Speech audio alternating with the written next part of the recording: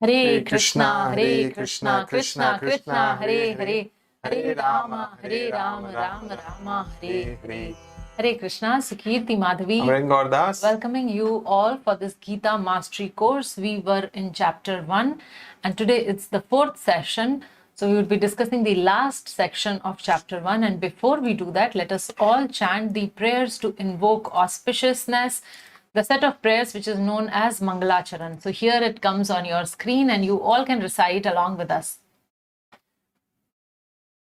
Om Jnanatimirandhasya Jnananjana Shalakaya Chakshurunmilitam Yena Tasmai Shri Gurave Namaha. Shri Chaitanya Manobhishtam Sthapitam Yena Bhutale Swayam Rupa Kadamahyam Dadati Swapadantikam Vandeham Shri Guru Shri Yuta Kamalam Shri Gurun Vaishnavamscha Shri Rupam Sagrajatam Sahagana Raghunathanvitam Tam Sajivam Sadvaitam Savadhutam Parijana Sahitam Krishna Chaitanya Devam Shri Radha Krishna Padam Sahagana Lalita Shri Vishakhanvitamscha.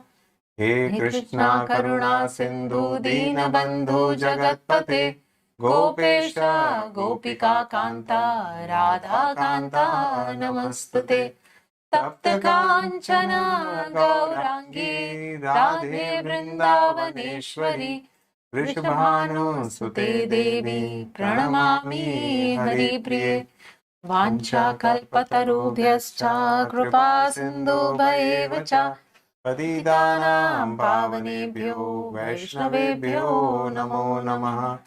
Shri Krishna Chaitanya Prabhu Nityananda Shri Advaita Gadadhar Shivasadi Gaura Bhakta Vrinda. Hare Krishna, Krishna Krishna, Hare Hare, Hare Rama, Rama Rama, Hare Hare.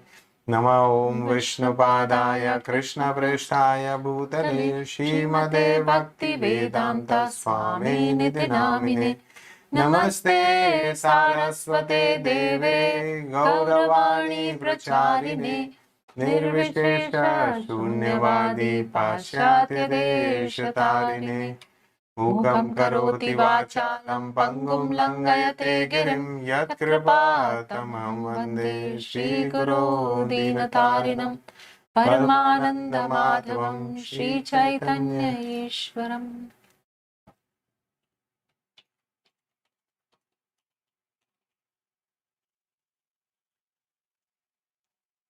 So like always, we begin our session with a quiz.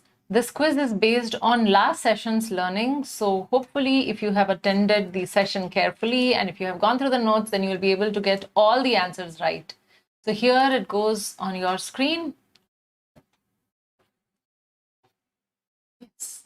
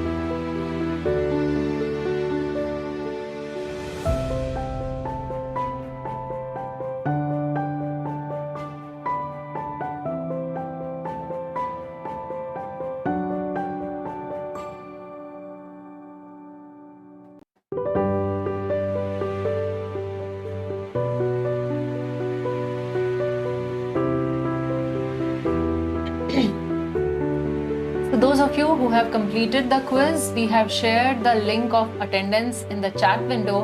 We request you to mark your attendance after completing the quiz.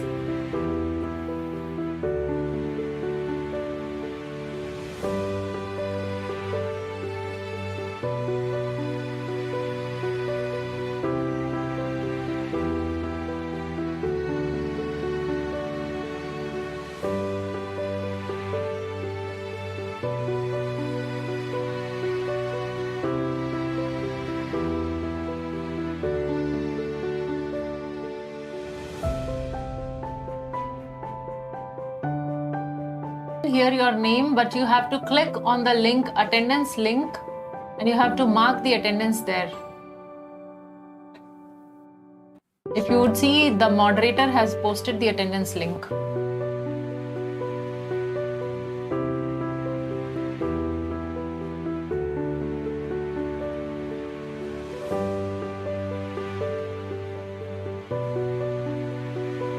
We will post the attendance link once again.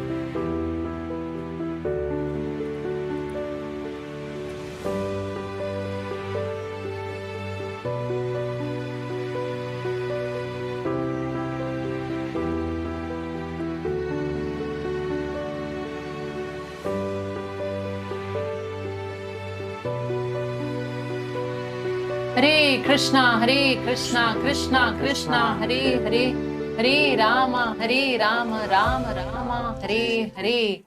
So here we are sharing the result of the quiz with all of you. So question number 1. Why did Arjuna ask Lord Krishna to move his chariot between the two armies? And the correct answer is the first one, because Arjuna wanted to estimate the strength of the enemies. That is the right answer. Question 2. What is Gudakesh? And the correct answer is the first option, who conquers sleep and ignorance. So we discussed that this is one of the name of Arjuna, and because he has conquered sleep, and now he was going to conquer ignorance also because of his association with Lord Krishna. Question number 3. Who is the guru of Arjuna? And the correct answer is both A and B, Dronacharya and Kripacharya. Both were the martial art teachers for the gurus. Question 4. What was Arjuna's reason to not fight? And the right answer is compassion. So if you remember, we discussed C, D, E and F, and C as in compassion. Which symptom of stress were visible in Arjuna? His limbs were quivering, his mouth was drying up, his skin was burning. So the correct answer is all of the above. Shakuni is Arjuna's uncle, and that's the right answer, the third option. How many type of aggressors are mentioned? So the correct answer is 6, which 49% of you have got it right. Question 8. Dharma Shastra is superior to Artha Shastra, and the answer is true.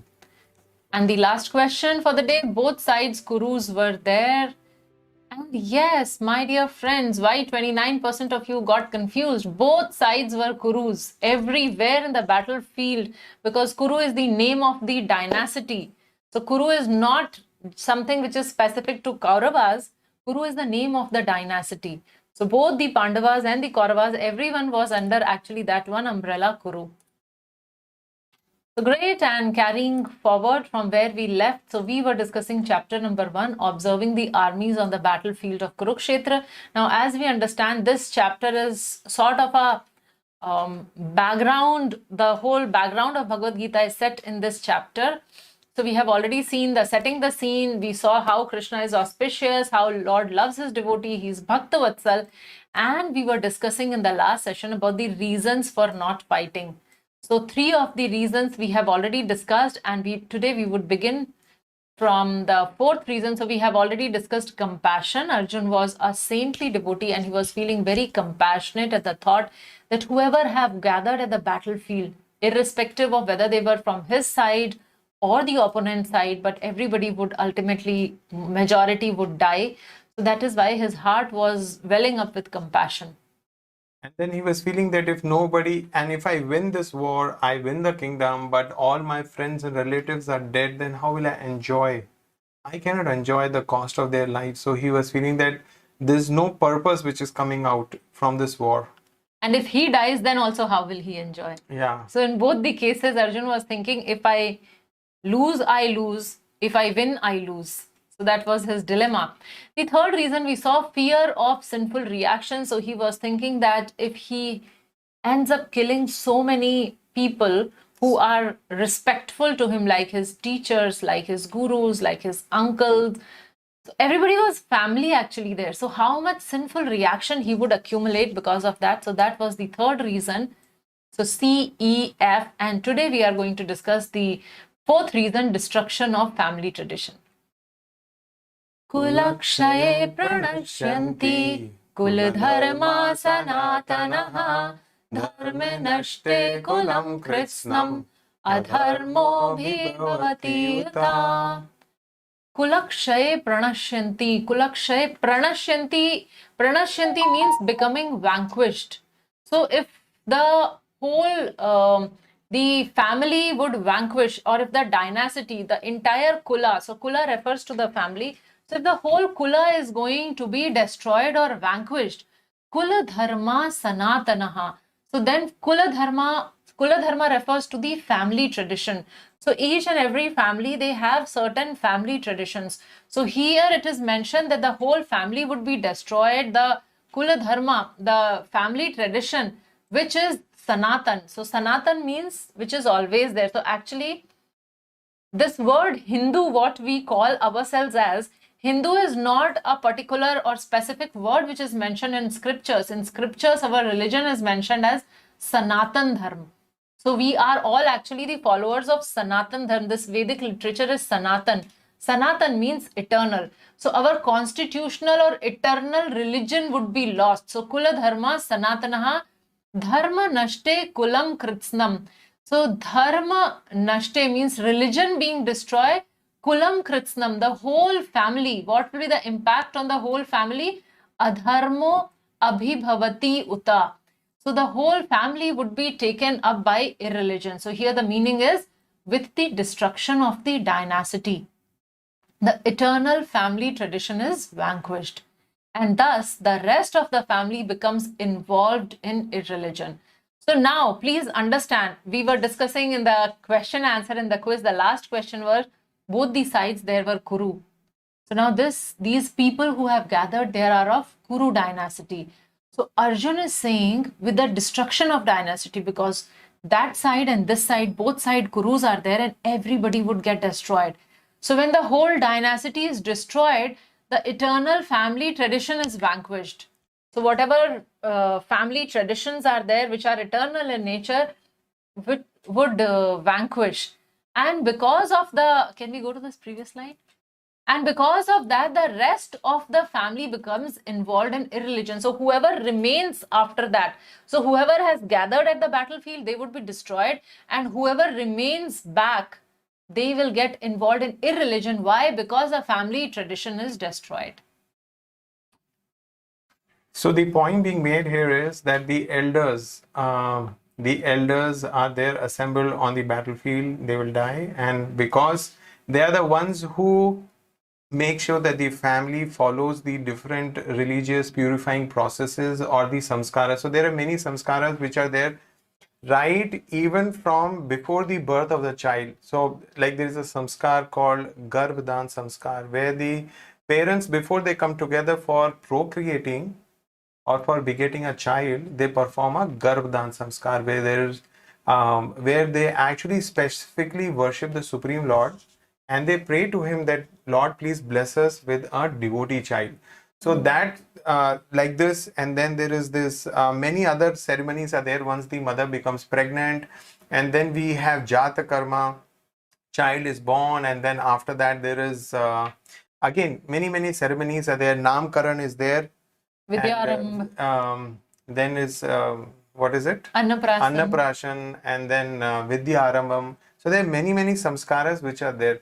So actually it was the duty of the elders to see that the future generations, they also follow these samskars. So samskar are basically those purifying processes which have which create an impression on the soul.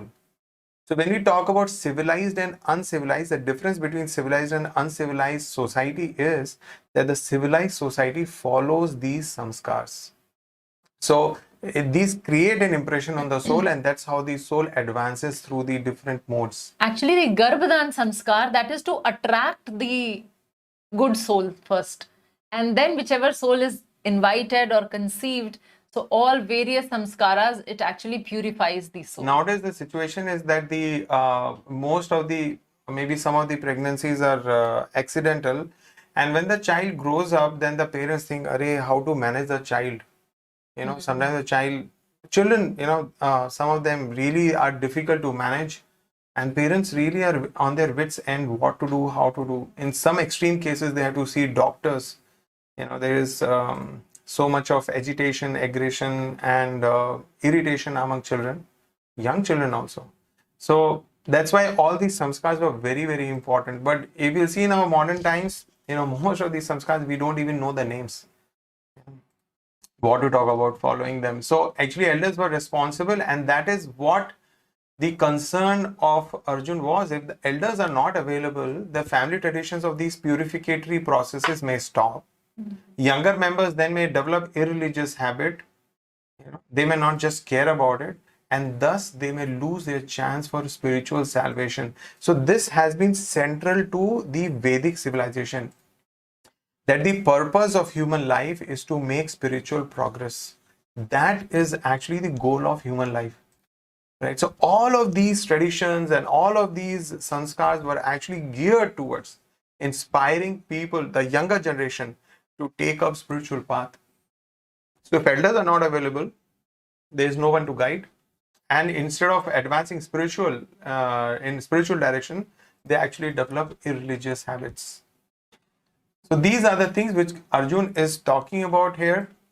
He's talking about the destruction of dynasty, the family tradition is lost, and thus people in general become involved in irreligion. So Arjuna's point was that for just no purpose, you know, there cannot be any purpose for which the elders are actually destroyed. So for no purpose they should be killed, right? But here the entire dynasty was present on both the sides, and most likely all of them would actually be slaughtered. Adharma bhibhavat Krishna pradushyanti kulastriyaha trishu dushtasu varshneya jayate varna sankaraha. When irreligion is prominent in the family, adharma abhivat Krishna, irreligion is prominent in the family, O Krishna, then what he says, pradushanti kulastriha. So pradushanti means, like we would know this word pradushan. So pradushayanti means becoming polluted. So what happens? The family ladies, it is specifically mentioned the word kulastriyaha. So they are not talking about society girls. They are talking about families ladies, which means the respectable and cultured ladies. So what happens to them? Strishu dushtasu varnesha jayate varna sankaraha. So there is an opportunity, or not an opportunity, there is a problem of Varna Sankaraha. Varna Sankaraha refers to unwanted progeny. So it says there that when irreligion is prominent in the family, O Krishna, the women of the family become polluted. And from the degradation of womanhood, O descendant of Vrishni, comes unwanted progeny. So now we need to understand here. So the first step, what he said was that the dynasty would be destroyed. So the elders and the senior members, everybody gets killed, and whoever remains, whoever is not there at the battlefield or whoever survives, they become irreligious. And because of the irreligion prominent in the family, even the women, they lose their chastity. So something which is very, very important and which is considered as an ornament for the women is their chastity. But what is happening? They are living in a family where the others are actually irreligious. Irreligion is prominent in that family. So the women become polluted, and as a result of this polluted mind and thoughts of women, they are degraded, and hence the unwanted progeny is born. So the unwanted civilization comes in. So this principle is there, that good population in human society is the basic principle for peace, prosperity, and spiritual progress in life. So of course, when we may say that, certain communities, they're very cultured. Certain communities, like, there are certain communities like they are connected so much with crime, right? So certain crime families come from certain countries or like that. So in general, if we want good population, if we want people to be cultured and civilized, then only peace, prosperity, and spiritual progress can actually be there. So good population is precursor. If the whole, if we want peace, prosperity, but the individuals in the society, they are corrupt, then how can we have, we cannot have peace, prosperity, or anything. So good population is actually a precursor to that. And also here one very important aspect. So women are being discussed. And what is the most significant contribution of women to the society? So this is highlighted here that, so it is coming in a negative manner here, that if women are polluted, then the progeny would not be good. So if we take it in the other manner, it says that giving birth to good population and raising them with proper samskaras is actually the most significant contribution of women to the society. So we talk about gender equality and women liberation, etc. But then can a man compare to women in terms of giving birth? So that is something which is very, very, very unique to women. Only she can become the mother. Only she can carry the fetus in her in her womb for 9 months. And interestingly, I being psychologist, so this is something very, very interesting and intriguing, that the impression on the child starts happening right from the time the child is conceived in the womb. The child need not be born to get those impressions. So if the child is unwanted, like we were talking about accidental pregnancy, so if that happens and the mother does not really want the child, so the child senses that, though the child is within the womb, and this is not Bhagavad Gita what I am talking, this is science actually. So, I mean, science also says the same thing, that the child, it is forming, so many impressions are being formed on the child when the child is in the womb. So if the child is neglected, if the child is unwanted, the child senses that. And when the child, the baby, the embryo is sensing that, the personality gets shaped up that way. So again, a very interesting figure. The most important and crucial part of a personality of a person is formed between 0 to 2 years. So by the time we were 2 years plus, major portion of our personality is already been defined. And if we see who is that person who impacts us the most in that time frame, when we were 0 to 2, so for most of us, it is only our mothers. And if some of us are unfortunate that we lost our mother, so mother would be replaced by some other motherly figure like our grandparent or our aunt or something like that. So nobody can replace women there in the upbringing of the child. So this is what we need to learn, that the most significant contribution of a woman is giving birth to good population. And here is our first life lesson for the day. Preserve and cherish the uniqueness rather than comparing and equating oneself. Women are uniquely designed. Value the distinction. So women are designed uniquely. Don't compromise on your uniqueness by comparing and equating yourself with men, because you have something which only you can do and men cannot do. So women need to focus there. So that is the first life lesson of the day. Sankaro narakayaiva kulaghananam kulasya cha patanti pitaro hi esham luptapindodaka kriyaha. An increase of unwanted population certainly causes hellish life both for the family and for those who destroy the family traditions.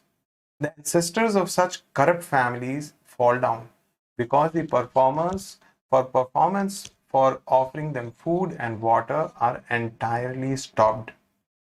So then what happens is, the women get polluted, unwanted progeny comes, and by increasing of these one sankara or the unwanted population, then it becomes hellish life both for the family in which they are born and also for those who destroy this family tradition. So And the example is given here that Pitras, or the forefathers or the ancestors of such families, they fall down. So we understand from the Vedic understanding we have that those forefathers are actually, the family has a responsibility towards those forefathers, and they actually depend on the offerings by the done by the family. So when the culture goes away, when the those religious practices goes away, then what happens is nobody will have any faith or will have any belief in this, that there are ancestors to whom I am responsible and I should perform these pitras, pitra pujas, and offer them food or water. So they will not have faith, they will not also do it. And because of this stopping, the ancestors of such correct families will fall down. दोषैरेतै कुलघनानां वर्णसङ्करकारकै उत्साद्यन्ते जातिधर्मा कुलधर्माश्च शाश्वतः. By the evil deeds of those who destroy the family tradition and thus give rise to unwanted children, all kinds of community projects and family welfare activities are devastated. So now Arjuna is talking step by step, one after the other, beginning from how if he fights the battle and the whole dynasty would be destroyed, and the dynasty is destroyed, then family traditions are broken. When family traditions are broken, family becomes more and more irreligious. Leftover family is very irreligious, and because of that, women get polluted. Women get polluted, and the next generation is Varna Sankara, or unwanted progeny. And he's talking further, and then now he's saying that by such people, so the society would be full of such people who are unwanted population. So what do they do? In turn, all kind of community project and family welfare activities are devastated. So all the social work and other things are actually completely stopped because of such decline in religion. And therefore, this indicates the responsibility of the leader. So Arjuna is speaking as a leader. He was a Kshatriya, he was a military man, and he was also, the administrative class. So he was making that point, and therefore we have this very valuable life lesson. An irresponsible leader is responsible for an irresponsible society. So even an irresponsible leader is responsible. And what is he responsible for? For creating irresponsible people and society, because leader is setting an example and everybody else will follow his example. So this is very logical. Please understand that if there is a leader who rejects Sanatan Dharma, who disregards Sanatan Dharma, who blasphemes Sanatan Dharma, who ridicules Sanatan Dharma. So if a leader is there like that, then what impact will it have on the society? Then people will also reject, people will also blaspheme, they will also ridicule. Like, for example, those of us who are attending this, how many times in our life, how many years and how many times we have heard that Ramayana is mythology, Mahabharata is myth. So all the Vedic literature, all the Puranas are mythology. They are all myths. They are just some stories. Who told this to us? This was not the case 200 years back. This was not the case 300 years back. But gradually our education system has been transformed in a way. They are also leaders. We learn from our teachers and the education system and the education policy and whatever. So whatever they will tell us, this is what we believe, right? So if you do any research or any search on Google, it will come as mythology. So what will happen is, who wants to believe in myths and stories? So these are some entertainment is there, entertainment value is there, but beyond that, learning and feeling responsible towards that, and those Ramayana and Mahabharata and Bhagavad Puran, setting them, how will they set examples for us? They will not set examples because we think they are myths, right? So that way, the message of the Lord is lost, and we forget the aim of life. Right. So it's like a blind person who has no faith in Lord, who has no faith in the words of Lord, Bhagavad Gita, Bhagavatam, those who do not have faith. and their leaders in society. Right? So they are blind, the leaders are blind, and then therefore the whole society also becomes blind. Simply by performing devotional service, one can deliver hundreds and thousands of forefathers from all kinds of misery. So here we were talking about the pitras or deliverance of the forefather. So if a person starts performing devotional service, like each one of you watching us out there, 353 participants I can see at Zoom, and some of you are there at YouTube. All of you are coming forward because you have interest in Bhagavad Gita, because you want to perform devotional service to the Supreme Lord. So by such a process, one can deliver generations of our forefathers. So why this point is being made? This point is being made is because there may be so many samskaras which are not being performed in our family, which may be lost. Maybe 5, 6, 10 generations back, maybe they were following, but now we are not following. So what to do? We don't have to worry. So even if we don't know the samskaras, if we're not able to follow, if we perform devotional service means if we act devotionally and we serve the Lord in a very devotional and loving mood, like chanting Hare Krishna, Krishna Krishna, Hare Hare, Hare Ram, Ram Ram, Hare Hare. Or if we study Bhagavad Gita with great faith, right? Or we worship the Lord with great faith. So all these are devotional service. So if we do this, then we can deliver hundreds and thousands of forefathers from all kinds of miseries. In fact, And this is specifically relevant to some of us. Like I have been receiving emails also that many of you have lost your loved ones due to COVID. So, yes, that vacuum is there and so much of intense grief and suffering is there. Irreplaceable loss is there. But then is there anything which you can do for them so that they will feel better and they are happy? So this is for them. So if we are doing devotional service, so automatically the generations, they get benefited.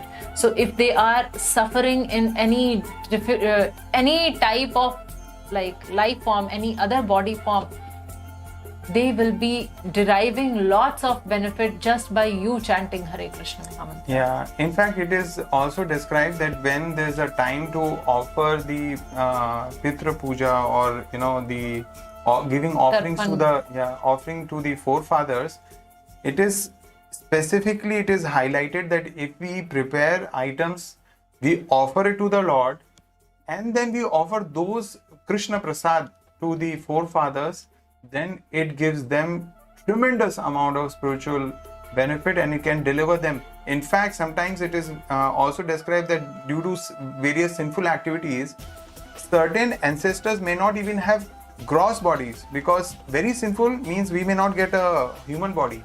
We may get some ghost body or something. So even in that case, offering them Krishna Prasad deliver them. Utsanna kula dharmanam manushyanam janardana narake niyatam vaso bhavatiti anushrama.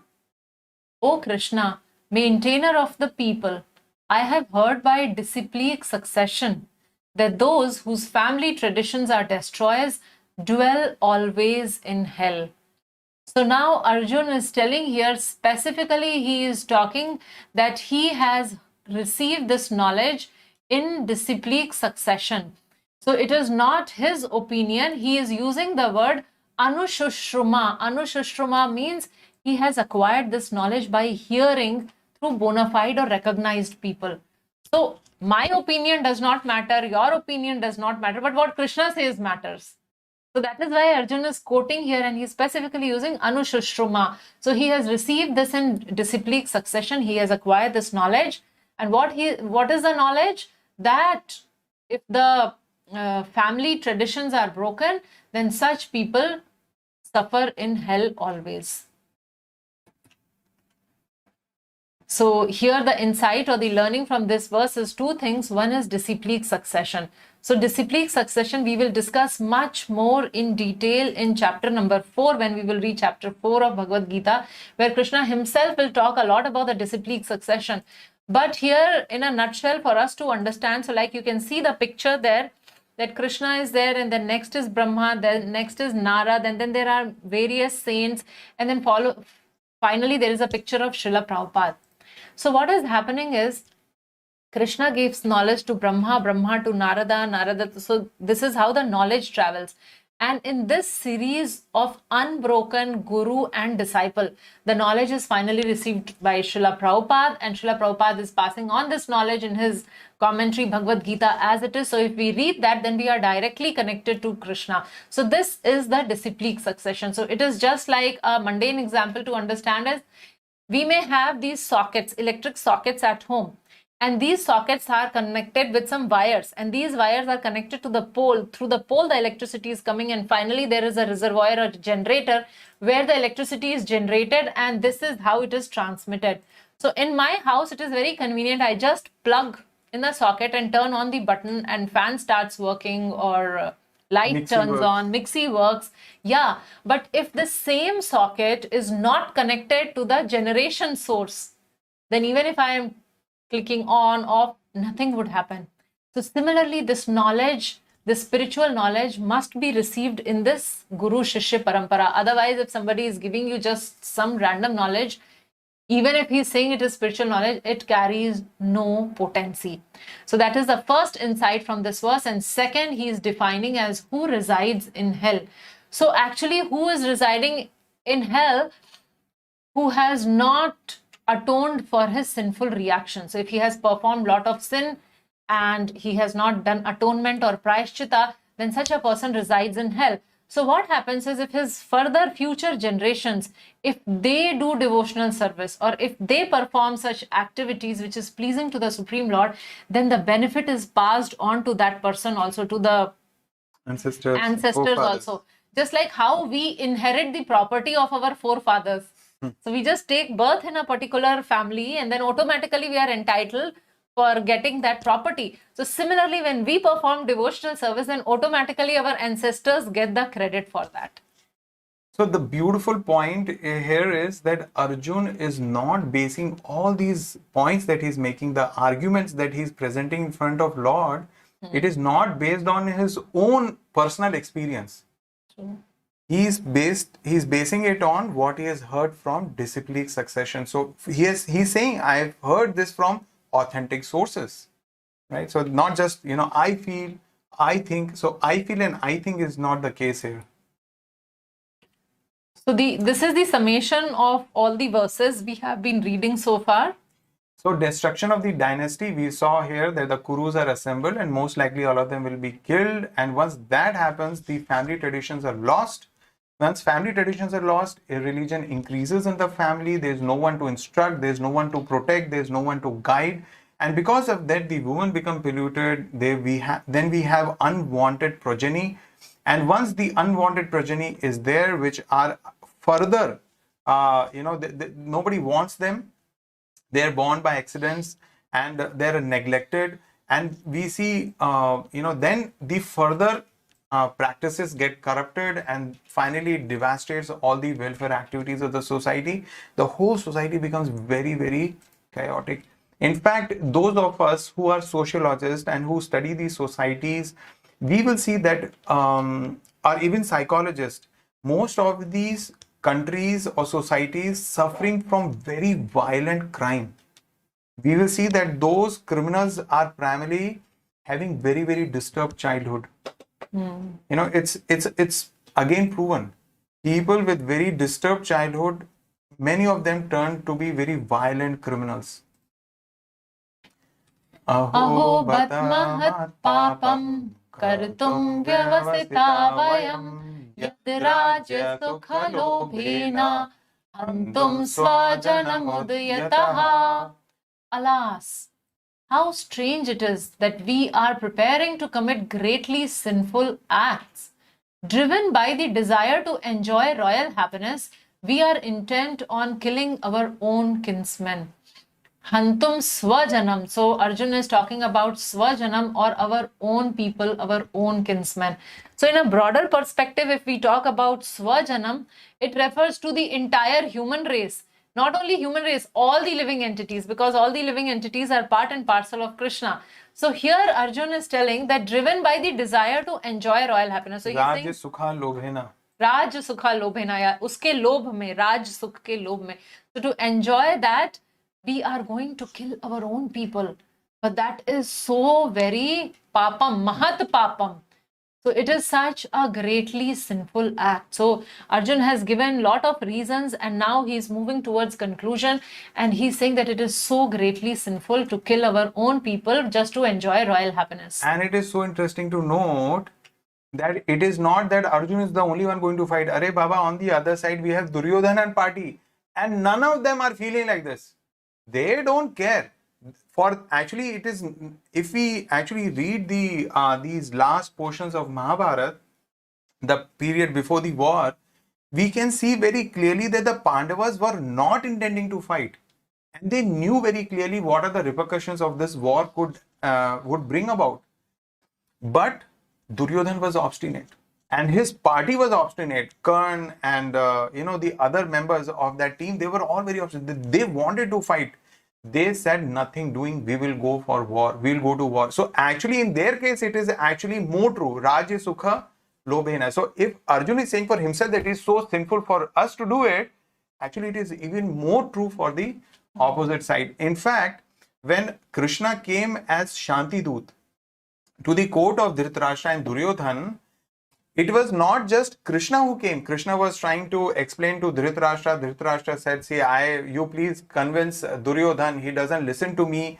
And we will notice at that time there, many great sages, including Narad Muni also came there. And all of them were narrating so many incidences where one acts sinfully, and when one is not fair, and one unnecessarily indulges in war, it actually creates huge destruction. So all of them were giving good advice, but Duryodhan was not willing to budge from his point. He said, nothing doing, we will go for war. So the point being made here is this, that sinful act for personal enjoyment is correct. But we saw on the other side, the Kauravas were not feeling that way, but the Pandavas, Arjuna was feeling this way. Why? Because he's a saintly devotee of the Lord. He is always conscious of the moral principles, and therefore he takes care to avoid such activities. So we can see very clearly. So this brings us to a very important life lesson, which I like to share now, and then we'll go to the previous verse, is this. Actual morality is practiced by saintly devotees of Lord. When we come to this point of morality, unless one is a saintly devotee of the Lord, he cannot be moral. What is actual morality? Means when it is very, very difficult situation, when it is a very, very challenging situation, in those situations also, who will hold on to the morals? Only a saintly devotee of the Lord would do. So when there is a moral dilemma, it is the saintly devotee of the Lord who does not let go of the supreme morality, the principles given by the Supreme Lord. So this is the beauty of Arjun. Actually, if we see here talking about Arjun, can we go to the previous slide? Previous means that's this slide, yes. So actually, if we talk about Arjun and he is concerned about sinful acts for personal enjoyment. Now again, today I was answering some of the emails, and one particular email was addressed where the devotee was telling that how she's facing so much of difficult time because of her in-laws and her husband. So she's having a lot of difficulty, and she was asking for some advices as how she can tackle because she's surrounded by the envious people. Now, why I am talking about that email is because we get so knocked off. We get so disturbed. We get so completely perturbed that I'm not able to chant nicely. I don't feel like attending the classes because my in-laws or my boss or my daughter or my son or my disease or my mind, right? But when we see a devotee like Arjun, what all has happened to him. I mean, if we see the history, we were discussing in the last class when we were talking about the aggressors and how all various things, 6 types we discussed, and almost everything has happened with Arjuna and family. And yet, despite all that, he is still thinking that this would be immoral. Okay, so he is not treating ki others are doing something immoral, so I can also be immoral, and that balances or that justifies. So he is not talking from that perspective. He is just putting down his principles, and he is saying that killing and then what all would happen, and then the whole family would be destroyed, dynasty would be destroyed, Varna Sankara, and I'll not enjoy, and I'm compassionate. So many things he's still able to think like a devotee. So that is so glorious. Yadi mam apratikaram ashastram shastrapanayah dhatarashtrarane hanyos tanme kshemataram bhavet. Better for me if the sons of Dhritarashtra, weapons in hand, were to kill me unarmed and unresisting on the battlefield. So Arjun is so overwhelmed with this point that it is not okay, it is sinful, we should not fight this war. Now what option is there? He's on the battlefield, so you think, okay, it's better, let the sons of Dhritarashtra kill me. I'll be unarmed, I will not resist, let them just come and kill me, because that is what they want to do. Okay, let it happen. At least I will die, but I will act in a way that it does not let these negative effects of this war, it won't happen. So let all others live. If they have enmity towards me, let them kill me. But then others will be protected, and then the family dynasty will continue. So this we have already discussed. Sanjay Uvacha Evam Yuktvarjunah Sankhye Rathopastha Upavashat Visrajya Sasaram Chapam Shoka Samvigna Manasaha.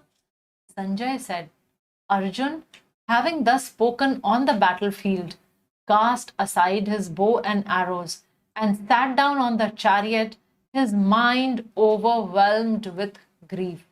So now Sanjay is narrating this to Dhritarashtra as what actually happened. So Arjun has kept down his bow and arrow. He has sort of taken a decision that I will not fight, let me get killed unresisted. I am not going to resist myself. He keeps his bow and arrow and he's overwhelmed with grief. He is feeling so sad. So now this is his situation in chapter number 1. This was the last shloka for chapter 1, and this is his situation. Now one very interesting thing, we will go through the balance 17 chapters, and when we will reach 18th chapter, there Arjun says, I will fight Krishna for your pleasure. So the whole point is that Arjun is giving these reasons, and we may also feel, yes, these reasons are so apt and so such good reasons. And yes, why is Krishna telling him to fight? So we will discuss that later, why Krishna is telling to fight. What my point is that Arjun fights this battle not for himself. Arjun fights it as a devotional service to the Supreme Lord. Because Krishna asked him, Krishna convinces him, and he fights. So at the beginning itself, otherwise he would have just wrapped up. I mean, he is just wrapping up here itself. He's casting aside his bows and arrows and he's saying, I'm not fighting. Let them come and kill me. I'm ready for that also. So that was his decision. But then he changes everything just for one person, just for one instruction. Krishna tells, get up Arjun and fight, and Arjun fights. And we are in the beginning of this greatest book of wisdom which is made available to humankind. So Arjuna is not in a position that knowledge can be given to him. So what is the qualification to receive knowledge? That the person is kind and he's soft-hearted. So how many of us are in a position to say, okay, no problem, kill me, but I will not go ahead and do my duty because so much problem will come in the society. How many of us are willing to give up our life like that? Right? But Arjuna is doing that. Why? Because he genuinely is kind and he's very, very soft-hearted and he's engaged in devotional service. Of course, without that, how the Lord will take up the responsibility of his as a charioteer?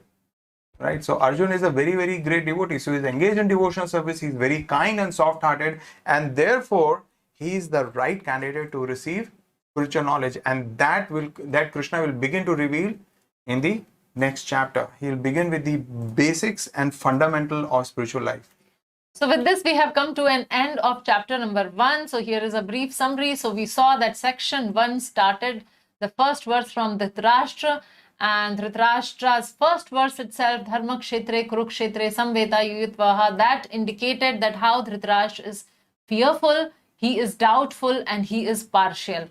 On the contrary, we also saw Duryodhan, and Duryodhan was like bragging about his team and doubting his loyal men like Dronacharya and Bhishma, who have been always so staunchly loyal to him, even while he was disrobing Draupadi and insulting the Pandavas and cheated Pandavas, and yet they were supporting him.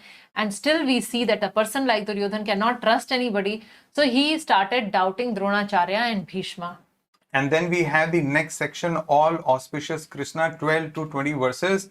And we saw that how the Lord of the universe, the Lord of entire creation, Lord Krishna was present on the Pandava side.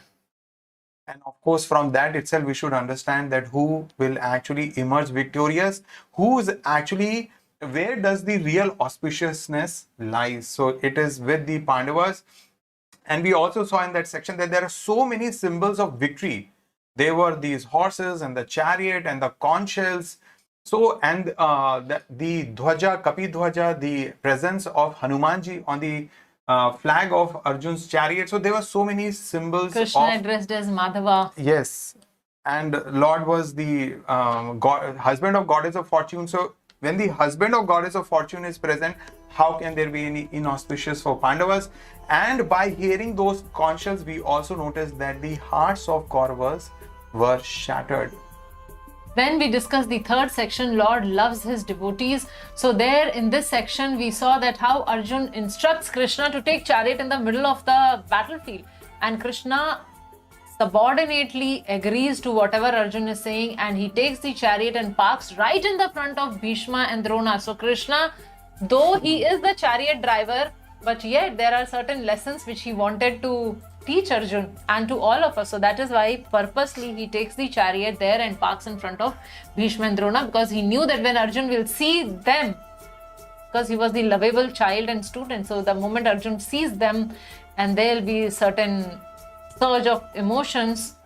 So that is what Krishna does out of love for his devotees. And we also see in that particular section that how Krishna is Bhakta Vatsal.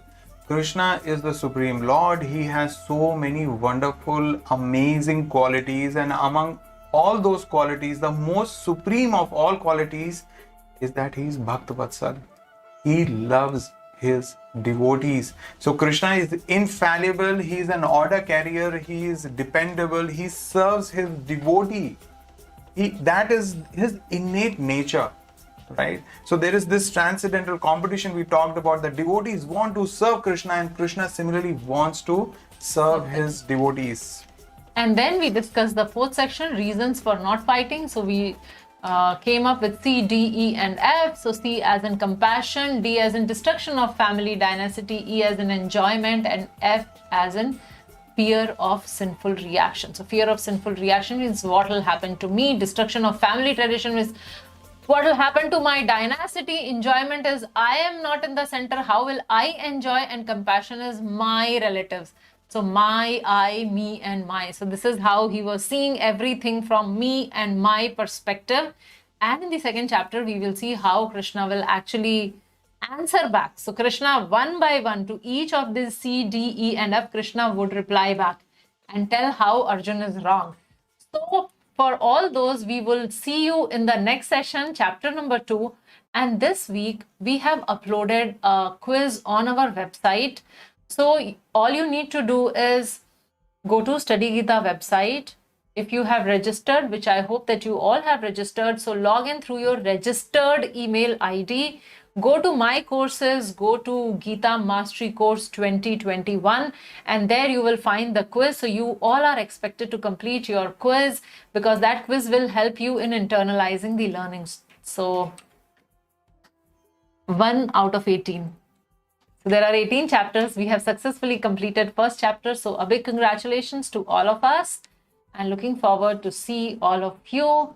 Hare Krishna, Krishna Krishna, Hare Hare, Hare Rama, Rama Rama, Hare Hare. So before you log out, if you have not yet marked your attendance, so kindly do that.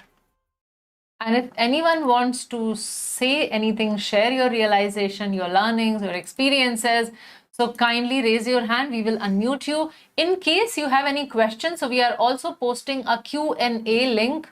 So kindly send your questions there. We are not taking the questions here, but if you have any realizations to share, then kindly raise your hand and we will unmute you. Mahalakshmi is saying, I wish to unmute. Yes, Mahalakshmi, we missed